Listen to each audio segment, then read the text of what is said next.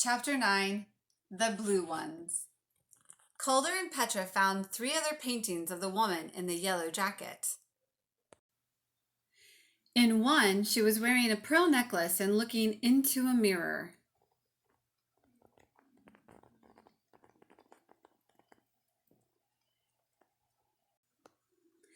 In another, she was playing a lute.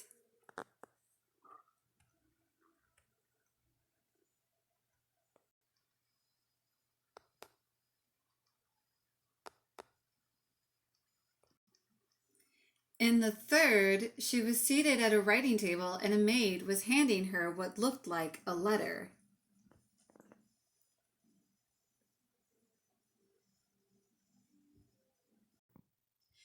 You've never seen any of these before?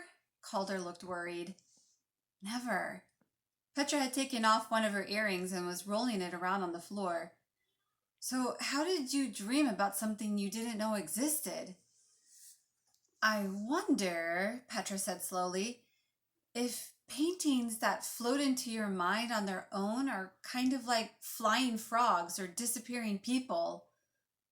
You mean your dream might be part of something bigger?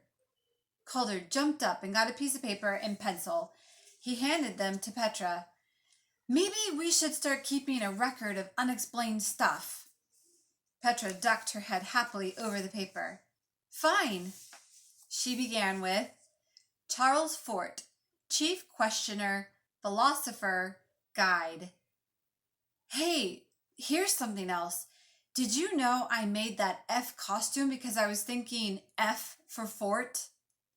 We'll include that. Calder told Petra about his box, explaining the reason he happened to be looking at the book. I wonder what made me remember that old thing anyway. If it hadn't popped into my mind, I wouldn't have recognized the geographer at Mrs. Sharp's, and then I would never have read about Vermeer or recognized your costume. It's Miss Husey's fault, Petra said, delighted. It all started with her find some art assignment. We found it all right. They spent the next 10 minutes trying to figure out what happened when. Petra wrote 1. Calder writes about box with geographer on it. Same day that Petra finds low, writes about it, then dreams about woman. 2. Calder and Petra have lunch, talk about Fort. 3.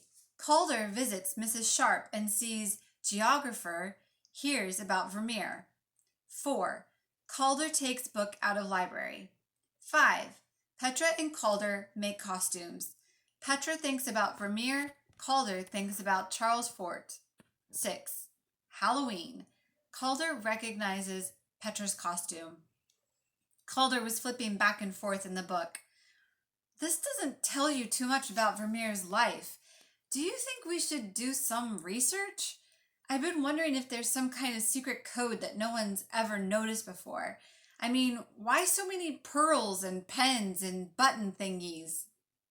Good thinking, Petra grinned. And maybe there's some other crazy connection with Charles Fort, Calder went on. Some facts we might be missing. We could look in the high school library tomorrow. Great. Calder stood up and reached into his pocket. He stirred the petomino pieces around and pulled one out. V, for Vermeer. He smiled in a distracted way at Petra, who looked puzzled. A 1 in 12 chance. Think it's coincidence? On the way to school the next morning, Petra asked Calder about the V for Vermeer business. I told you about the woman. Now you can tell me about these pentominos. And don't say they're just for making rectangles. They help me figure things out, began Calder. He looked sideways at Petra. Promise you won't laugh? Why should I? What could be weirder than my dream? Well, it seems like the pentominos kind of talk to me. I'll get the feeling that they want to tell me something, and so I'll grab one and a word will just pop into my head. Petra was looking at Calder with interest.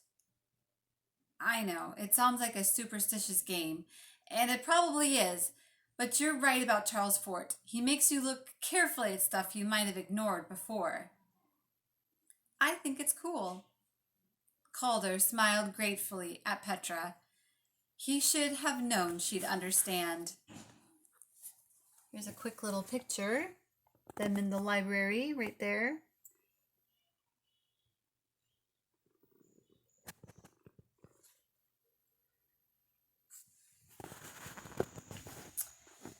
At 3:30 that afternoon, they were sitting behind a stack of books in the library. Let's begin with dates, okay? Petra, writing in neat purple ink, started a new page with the heading, Facts About Vermeer. Calder looked at the book in front of him. Whoa! Petra! Get this! Vermeer was baptized on Halloween in 1632. That's the first fact about his life. That's the first fact about his life. Kinda spooky, don't you think? We started writing about him on the same day that his name was first recorded. There are more than 3.5 centuries in between. Here it is, Calder went on. Johannes, son of Rainier Jans and Digna Baltins. Wait, spellings. Calder paused for a moment while Petra copied the names. He went on. His father was an innkeeper in Delft, but was also a weaver who manufactured a fine satin cloth called kaffa. Vermeer was an innkeeper too, and then an art dealer. Let's see. When he was 21, he married Katharina Bollens. Later that year, he was registered as a master painter in the Guild of St. Luke, became a director of the same guild several times, had 11 children. He died in 1675 at age 43. Petra was writing madly. Calder turned the page. It looks like he died owing money and that he wasn't really famous until about 300 years ago. Huh. He's mysterious. I mean, everything about his life is. There aren't any records of how he got started or of what money his family lived on. Historians don't know where he worked or who the women and men in his paintings were, whether they were friends or family or what. I read that before. Almost nothing at all is known about him as a person. Calder looked up. That's so strange, don't you think? I wonder if someone destroyed his notebooks or letters. Petra glanced at Calder. It does seem suspicious. And sad, don't you think? These magical scenes that no one will ever know more about. Calder was reading again. You know what else? He only signed some of his paintings. I wonder why. Calder turned the page. I'd never have done that, he muttered under his breath. Let's find out more about the painting in your dream, he went on. Here it is, A Lady Writing, and it's in the National Gallery of Art in Washington, D.C. The thing she's wearing is a morning jacket, and it has white fur around the collar and sleeves. Those big earrings are either some kind of fancy glass or pearls. Can you believe it? The oyster that made those would have to have been the size of a football. That's a quill pen, of course. The same chair with the lion's head knobs turns up in other images, and the same jewelry, furniture, even maps and paintings on the walls. I wonder if this is Vermeer's home. Must have been hard to work with so many kids.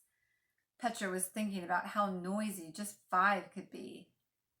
Is anything making sense here? Calder asked. Well, there's the Halloween thing. That's a pretty weird coincidence.